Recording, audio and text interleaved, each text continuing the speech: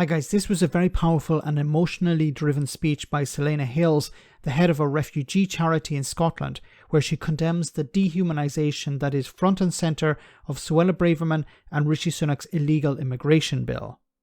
Her organisation does not receive government funding, but it is doing the job the Home Office should be doing. It's also important to remember that immigration and asylum are reserved matters, which means that the Scottish Government has no control over the issue. Westminster is clearly in charge. Have a listen. Hello everybody, I'm Selina Hales. I'm the founder and chief exec of the charity Refugee in Glasgow. We set up in late 2015 to welcome forcibly displaced people to Glasgow and Scotland, and what we've actually become is a critical support provider for refugee communities. We regularly see over 300 visitors in our city centre offices, people seeking dignity and basic support such as food, toiletries, clothing, language support and companionship. We're not currently funded by the government or local authorities to deliver any of the services that we offer. I say this not as a criticism of funding strategies, but to emphasise that communities can see what policymakers and the Home Office appear not to. We currently offer travel support, we offer English classes, we offer creative clubs, we offer bespoke food support designed around whether or not the family or individual has access to a kitchen. We offer art therapy for traumatised children. We do this because communities make that possible with their donations and their understanding of need. Communities recognise what governments are not. The poverty and trauma caused and exacerbated by our asylum and refugee systems are inhumane.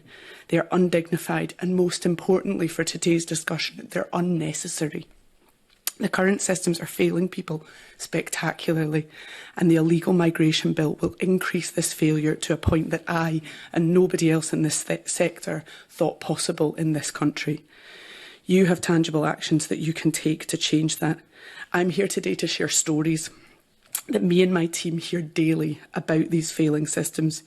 You can define that as evidence, but I will politely refuse to use that language because it further dehumanises the people that have lived experience and trauma as a result of our failures to act. We have to stop shying away from what is happening here. We are witnessing not only law breaking, but systemic racism and white supremacy at its finest. I will not be complicit by refusing to call it what it is. Wow. Okay. So two things I want to talk about here. First of all, the fact that this charity, which is not receiving government funding or local government funding, is doing the job of the Home Office. The Home Office should be providing accommodation, should be providing food, should be providing translators, education, toiletries and things like this. It's completely unacceptable that a charity is doing this. And as she pointed out here, it's from the community. It's relying on donations from the community. The Home Office is washing its hands of the situation, as always. And the second part, of course, is the rhetoric. What the Home Office has been doing on the one side, of course, is just doing nothing to help these people. And on the other side, it's pushing this right-wing rhetoric, this idea that there's an invasion, that these people should not be in the country, that yes, the British people are opening their arms to refugees, but not these type of refugees, because these people are not refugees. This is the rhetoric that they're constantly pushing, an invasion, that these people are illegal, that it's illegal to cross the channel and try and claim asylum.